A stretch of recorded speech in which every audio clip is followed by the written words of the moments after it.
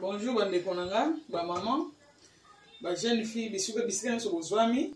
Na yika la biso ka kolamba ndunda na aubergine na concombre. Bibi concombre na aubergine.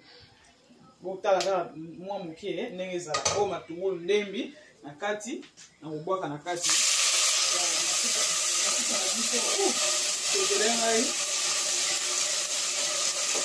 Mafuta na biso c'est matungulu.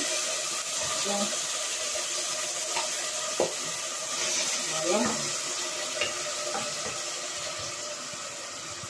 matungulu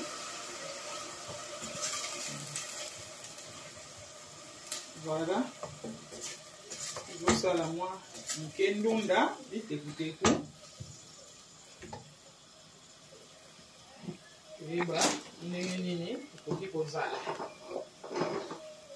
Oyo mbisi na biso ya kokauka mwa muke, oyo tomate ya mbuma, oyo goût na tiaka toujours awa ba goût na biso oyo bateka yango na nini na ba shop ya ba africain bisika nyonso komona yango goût yango oyo na tiaka yango awa na kini ndenge biso tobengaka na Kinshasa goût.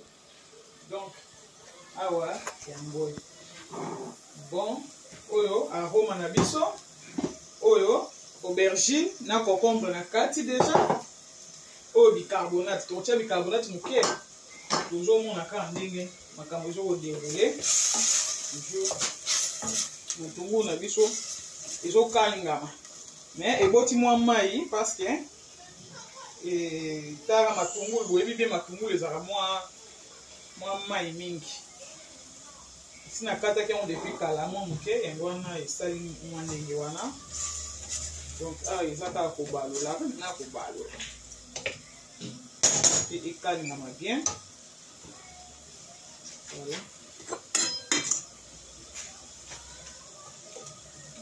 Pour la ça toujours bana biso ya basi lolenge nini ya kolamba huile ezala ebele te, huile ezala nango mokie parce que eza ndunda soki pe huile eleki ekomi huile do mutu akolia yango okolia yango bien te parce que huile nde ezomona